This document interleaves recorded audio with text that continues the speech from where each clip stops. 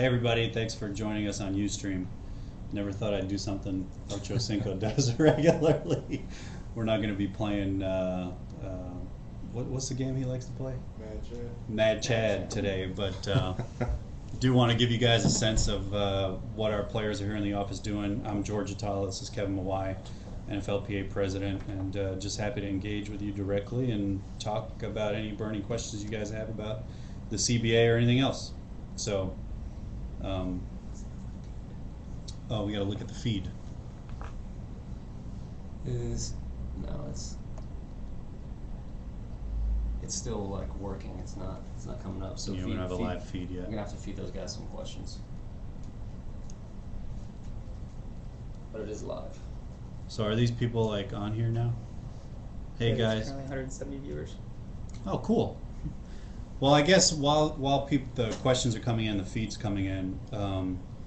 We've got 25 or so players here in the office going through their new rep orientation. So these are new reps that are elected by their locker rooms to be leaders on their teams. And Kevin, you want to talk a little bit about what it means to be a rep and why they're here? Well, and all that stuff. basically, in the simplest form, if you remember back in high school, you had your student council, and every room had their homeroom representative. That's what it boils down to. But we take it very seriously, and we are a labor union. So each team is represented by their team reps, and as well as their alternates.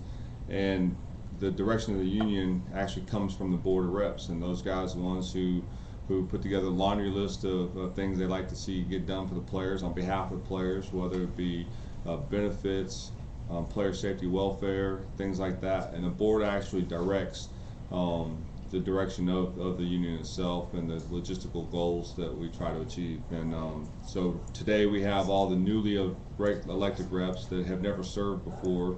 It's an indoctrination of what we do, the history of our organization, how we process our information, and how we come to our decision-making processes. And so they're all here, they're engaged, they learn everything from the legal aspect of being an NFLPA, the marketing side, and how we generate funds through marketing, and what their roles and responsibilities are as a player rep. And so it's an intensive day. They'll be in meetings from... They started at 7:30. 7:30 this morning. They'll probably be in meetings till about 4 o'clock this afternoon. And I guess as we wait for other questions to come in, all of this is done in the context of a lockout in 42, 43 days. So it's obviously really cool to have guys here from the Raiders to the Panthers and everywhere in between. But it also is a pretty serious thing because they know what they're about to face, and like Kevin said, it's a big responsibility. So I think we're just waiting on questions to come in from the feed, right? And then we can get going. Oh, here we go. Connecting. There was an error. There was an error.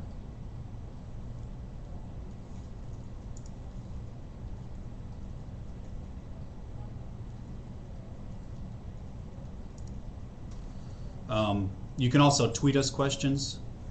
If you use the hashtag #LetUsPlay, one word, we can see it that way, probably a lot faster. So if you can tweet us questions to NFL Lockout and Let Us Play, we can probably get to those.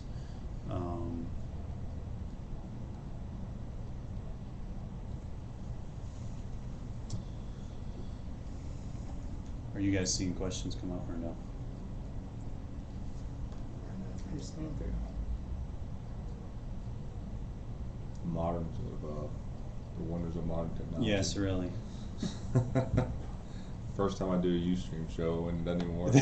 Well, it's working. They can hear us. They just can't respond to them yet. I'm pretending like I'm reading tweets, but I don't have a tweet account, so He just follows mine. I'm just exactly. I'm checking my emails right now. We're not live tweeting and Ustreaming at the same time. Oh man. We are sitting here though in a conference room that has what I think is one of the coolest pieces of memorabilia out there, and that's Gene Upshaw's old helmet. So Kevin, why don't you move to your left? And I don't know if people can see it, but that's the original helmet that Gene wore for His entire career. His entire career, Mhm. 16, 17 years. It's actually held together by duct tape. The helmet has a plastic shell with a leather top, and it's actually, if you can see it, it's got duct tape to covering up the holes and the patches in his helmet. So it's come a long way since then. Yeah, but, really. I think, yeah, I would never put that helmet on my head. It's Not just these days. It's just a reminder of what of how far we've come, and a reminder of really what this union and these players stand for. So, no shortage of inspiration if you work in this business in this building. It's really cool to be here. Guys, do you think we should restart the feed? I mean, I hate it. There's 150 people here, so I don't know what you think we need to do. 200 people, wow. Yeah. Thanks for tuning in, folks. As we work through minor technical difficulties, we will sit here and amuse you by making faces. I'm sure that'll keep people here for about 3 seconds. What's up? What's up? Here's a question from NFL Lockout. Can you talk on where the NFLPA currently stands in relation to the owners? Well, we're here and they're in Atlanta today, so. Just ask. Well, the way things typically work is when the owners have their meetings, we'll hear from them shortly after on whether or not they want to meet with us. We anticipate that within the next couple of days that once Roger gets his marching orders from management and the CEC, which is their executive committee, then we'll have probably put a date on the table to meet with them and catch up on negotiations. And you know what, the basic principles on this are the same. Their lead negotiator came out last week, a guy by the name of Bob Batterman, and essentially admitted on the record that he was hired to implement a lockout. And that's just it. And the players know that. Kevin's been the president for some time now, and he knows what this is about. So until we change the construct of the conversation of we want to really sit down and negotiate and get a deal done, as opposed to we've hired a person to essentially lead us into a lockout, that's where we are.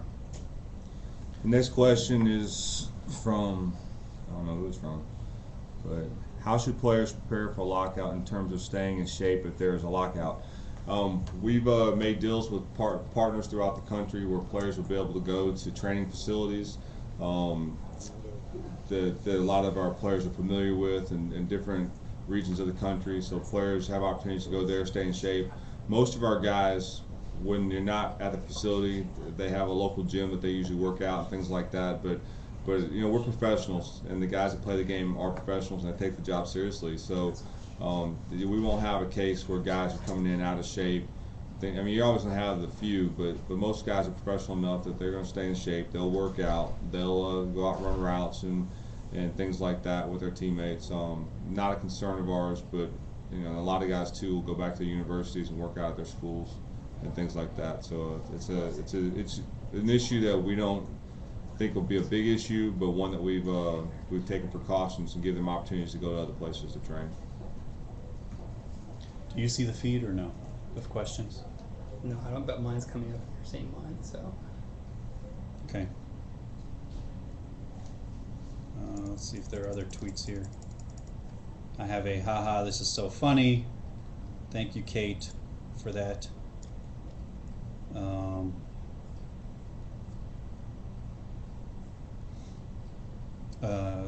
Kevin, I'm just going to go ahead and ask you because I get this question all the time. 18-game season? I don't think the fans want it, and certainly the players don't want the 18 games. It's hard enough to make it through a 16-game schedule healthy, or at least not banged up, and it's going to be even more difficult. I think my question to the fans would be this: what would you think about this being the 18th game? Because that's basically where we stand right now. If there were an 18-game schedule, the season would just be ending this past Sunday. Yeah. The first round of playoffs would be happening this coming weekend. So then you see what it does and how it backs out the rest of the NFL season and the Super Bowl into late March or late February, early March.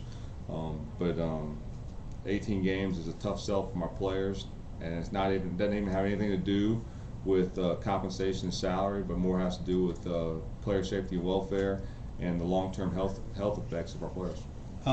Are there more important dates to note, or is March 3rd the hard date to remember? I think for the players, March 3rd is the hard date to remember. The March date is the hard date for us to remember, because that's the expiration of the current collective bargaining agreement that we're operating under right now. If March 3rd gets here without a new CBA in place, there is no CBA. We'll continue to bargain, and there's no rules in which to operate under. There will still be a draft, but teams won't be able to sign players because they won't know what the economics of this new structure would be like, whether there's a cap or no cap. If there is a cap, what that number is going to look like. So as far as the economics of signing, trading, and doing contract negotiations for players, it'll all come to a stop. I just got a question from one of my followers on Twitter, Deadstroke96. Is there a revenue sharing program in place with owners yet, and have you been given more or less the same financial information as last time Let Us Play? Thanks for asking the question. I don't think, has revenue sharing come up once? Revenue, that's one thing that they have not come up with publicly. It's one thing that we believe internally that they struggle with. But what it boils down to is owners don't want to share their money with each other. And so instead of making the economics viable by sharing their money, they'd rather pull it from the players and our share of the pie. And we believe that's what's one of the stronger issues are that nobody's hitting on. And to be quite honest, management's done a great job of not really discussing. So, but we do believe that revenue sharing for them is a big issue. You have teams like Dallas Cowboys and the Redskins that are tired of the Buffalo Bills and the Cincinnati Bengals piggybacking off of their financial gains, and it's an issue that they need to address. There's a question here about what is a lockout compared to a strike. A strike is you have a workforce that's very capable but unwilling to go to work for whatever reason, trying to gain more strides in bargaining, things like that. A lockout is completely management ran, management imposed, where the owners will lock the door and every person will be unable to go to work. A difference in a strikeout is that they can hire replacement players.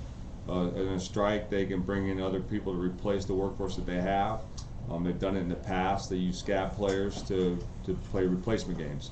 In a lockout, the 53rd guy on the roster is unable to go to work, just like the #1 guy on the roster. So it's a situation where the workforce, the players, are willing to go to work, willing to go to practice, willing to get better, but we won't be able to because management and owners will lock the doors to the facilities.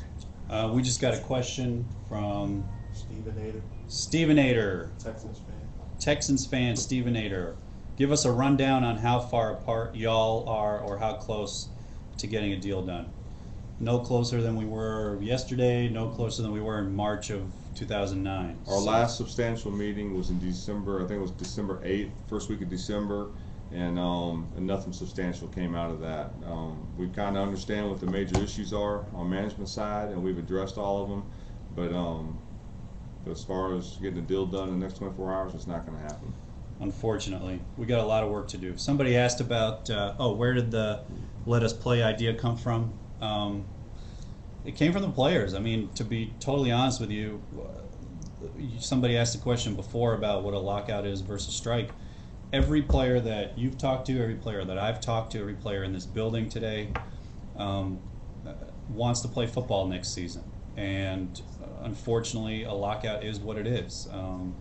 It's an owner-imposed action against a workforce, against their employees. So, again, I mentioned Batterman earlier. He pretty much threatened that last week, went on the record and said that he was brought in to help the league navigate through a lockout. So, Let Us Play is just that. It's Let Us Play. It's Let Us Play. Just imagine, if you will, going to the ballpark and a guy gets mad at you, so he takes his ball and goes home, and so nobody can play. That's at the very simplest form is where we're at. They don't like what's going on, so they're going to take their ball and take their stadiums and their facilities away and not let us play football. And that's where the idea came from. What are the 3 biggest things the player reps can go back to their teams with from today? Yeah, I think the major things that they can go back to their team today is give them a better understanding of where negotiations are and how we got to the point that we're at. Understanding the history of this collective bargaining agreement dating back to 1993. So they'll be able to do that. They'll go back to their players and enforce their players that the Players Association is here for them. We're here to serve the players in the NFL. And so those are two big things. Is the education of where we're at in the collective bargaining agreement, and the other part is just reinforcing the idea that the NFLPA is for the players and it's by the players. And finally, that they have great leadership in place through myself, DeMaurice Smith, our executive committee, and the rest of the board of reps. They can rest assured that they're being well represented by the guys that they elected in office. So those are the things that they can walk away from, or walk away with. I got a question here from Brian Levine on Twitter. Could you discuss the collusion suit recently filed to get closer to a deal? What do you want to hear? I'll answer the first question. That's easy. No, I can't, unfortunately. My phone was blowing up yesterday trying to get information on what was going on with that. Unfortunately, I can't discuss that. On the second one, what information would you need? It's very simple. The second part to let us play is open the books. If you're giving us a reason, or if you're threatening a lockout, give us a good reason why there should be a lockout. We'll post a link. I think we can do that now. Forbes article from 7 to 10 days ago, and the headline was "Economic Justification for a Lockout Non-Existent." And I'm paraphrasing the headline, but there is no economic justification for a lockout, in short. And I think what we want to see is greater financial transparency. If you're threatening us with a lockout, or if you're asking for rollbacks, tell us why. And I think that's a reasonable question to ask in an industry that's close to $9 billion, and that has come off the most successful season in history.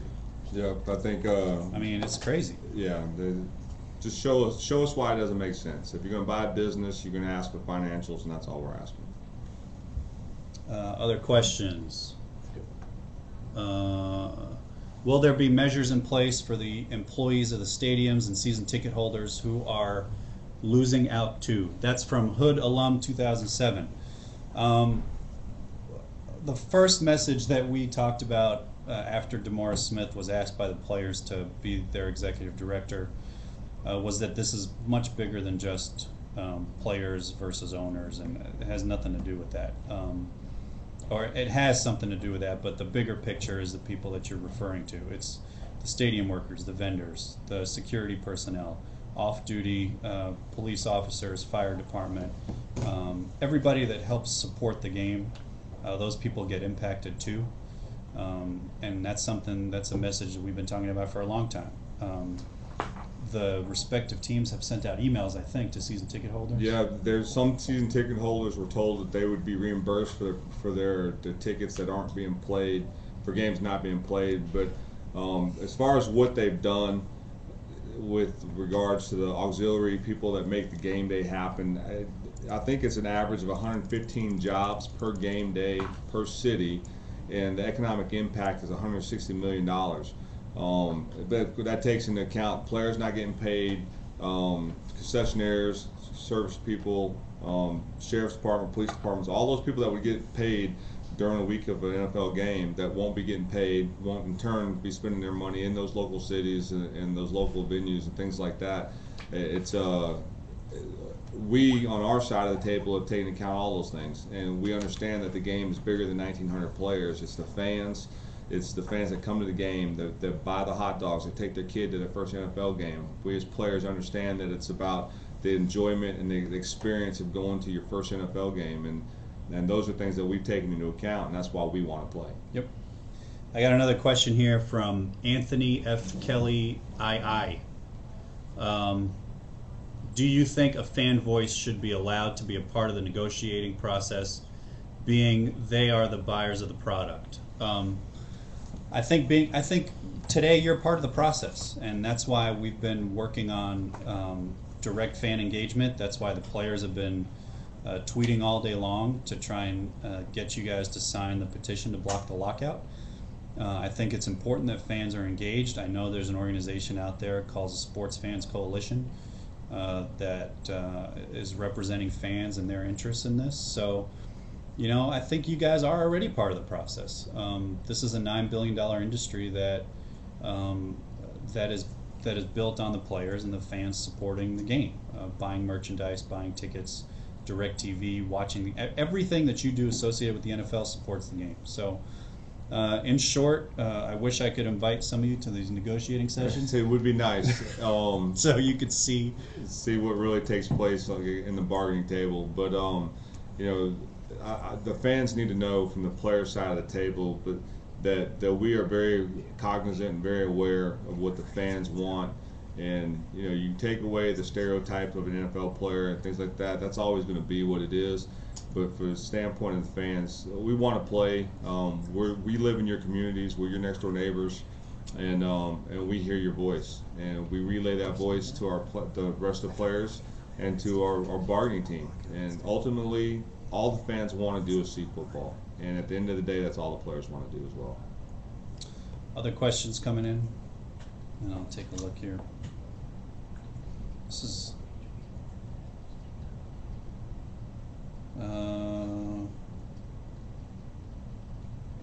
discussed. No, we did that one already. Mentions.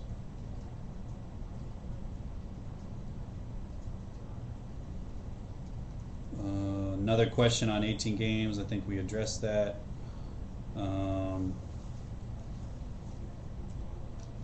I have a question here about post-playing careers. I think that'll tee us off into a good conversation. I mean, look, the reality is, Kevin, you played in this league 16 years. Yep. 9 Pro Bowls? 8. 8 Pro Bowls. And we were talking about it earlier today, about the relative brevity of players' careers. It's 3.6 years. And I think this Players Association, this leadership recognizes that you're one step away from being a former player. And the motto of the Players Association is and always will be past, present, and future. Yep. And I think one of the things that the reps have a responsibility to do as well is to prepare their players for post-career life. The reality is you play in this league less than 4 years and you get just 5 years of post-career health care. So for a game that the injury risk is 100% every single day, forget every game day, it's a big thing. So I don't know if you want to talk a little bit about the life cycle, if you will. Yeah, I think what players need to realize, and they're starting to realize a lot more than they did in the past when I first came to the NFL, is that this game doesn't last long. NFL stands for not for long, and that means as a player, as a coach, and unless you're an owner who has the money to play long ball, you got to maximize the time that you have in the NFL, and many of our players do. Our players take advantage of what we used to have, a continuing education benefit that was taken away from us because of this CBA situation, and many of our guys have went back and finished their degrees, and quite a large number of us have advanced degrees, whether it be MBAs or what have you, master's degrees, things like that. So guys are preparing themselves. We're always going to have guys that aren't going to take it seriously and understand, but that's indicative of the general population in our country. But for the most part, our guys understand the importance of parlaying their little short time into the NFL into a long-term career in some other field, whether it's education or going back to medical school or things like that. So we have a number of guys that understand the importance of the opportunity that they have right now. I have a question here from Sonia Olson again. What does the lockout mean for the fans? How can we show our support for the players? You're already showing your support for the players, Sonia, and we thank you for that. I think the reality is we have an interesting video, video stream on NFLLockout.com of a lockout means and what a lockout means to you. And a lockout means no Monday Night Football, and you'll be watching The Bachelor instead. A lockout means people will not be able to watch football. Starting in March, and this is why I think the March 3rd date is important for the players and should be important to fans, league operations will stop. Free agency will come to a grinding halt. None of that will happen. And like I said, the best thing fans can do is to understand the issues first, and second, just continue to stay in touch with our social media efforts. Steph Stradley, how are you, Stephanie? Hope you're well. The NFL blames the NFLPA for not meeting more. Fans' voice, PR doesn't matter. Meetings do. Why aren't there more negotiations? You know, I'll take that one. I think so much of what goes on in this bargaining is media spin and how you want things portrayed to the media and make yourself stand out better. We've had over 30 major bargaining sessions where we sat across the table from management, their lawyers and their attorneys, and several owners. We've had auxiliary meetings that take place on a continual basis that are behind the scenes meetings in regards to auxiliary issues, marketing or player safety, things like that aren't the core issues of getting a CBA done. The NFL can say what they want about meetings and stuff like that, but every date that they've asked us for, we've came to, and we've told them that we are willing to lock ourselves into a convention hall, into a hotel room, whatever. We'll go 24/7 until a deal gets done, and that's the course that they choose not to take right now. So we are committed to getting a deal done for our players and for our fans. And we're committed to doing a lock-in, but instead we're trying to prepare our players for a lockout. And that's where we're at right now. And one more thing on that, there's some goofy stories last week saying that we would actually, or quote unquote, the union leadership wants a lockout. Ridiculous. That's I don't know if I should go borderline stupid. Yeah, I mean. So I'm just gonna call it what it is. Yeah, it's preposterous that the very guy who is a lockout specialist for the NFL, who by the way orchestrated an 18-month lockout for the NHL, would come out and say that the players want a lockout. How dumb does that sound? I mean, that's a guy. Next question. Next question. I'm getting fired. I can get fired up here. What's the union's position on the rookie wage scale? It's Anthony F. Kelly, and the second. Oh, Anthony, gotcha. Thanks for the questions. Rookie wage scale. We hear it's an issue. They opted out in May of 2008, citing the rookie wage scale as an issue. They know it's a divisive issue, or they believed it was a divisive issue in the locker rooms. Is it a divisive issue? It's not a divisive issue in the locker rooms. I think our players recognize the concern of the owners, and we've actually addressed that in a proposal to the owners. And that's all I can say. We're working on it, and we do know it's one of the major issues in the collective bargaining agreement. And we're aware of it. I mean, look, here's the thing about negotiations, and I'll go a little bit further than that. The players proposed a form of a rookie wage scale to the owners. We called it the Proven Performance Plan. It's on our website. You can Google it and look it up. 3 basic premises. 1, if you want to limit the amount of money that goes to quote-unquote unproven rookies, then shorten the length of their contracts so that they can get to free agency faster. Yes, that was 1. 2, the money that you save from the rookie wage scale, let's give some of that to former players. Okay, let's help players pre-1993 when they didn't have pensions or benefits. Save some of that money and support them. 3, the other half of that money, or the other piece of that money that would be saved on rookie salaries, let's give it to proven veterans in the locker room. Let's guarantee that every dollar that you take away from a rookie goes to a veteran that has played in this league, that has proved himself. And the response that we got back was, we can't guarantee that. We cannot guarantee that the money that we would save would be spent on proven veterans, when in fact that was the reason why they told us they wanted to restructure rookie contracts. So we can talk about not having formal meetings all day long. I think at the end of the day, it's important for fans that are tuning into this or following this, whether you're talking about $1 or whether you're talking about $9 billion, there have to be some basic principles and values and frankly just business sense that we have to stick to. So once we get a sense that those business principles things like financial transparency are agreed to, then we can talk about serious negotiations. Are we scheduled to go what? To 12:30. Till 12:30? Yeah. Okay, we'll take 2 more questions. How much of an impact will the ESPN TV deal for Monday Night Football have on a lockout? And that's from T. Hoffberger. Thanks for the question. Goes to the financial justification.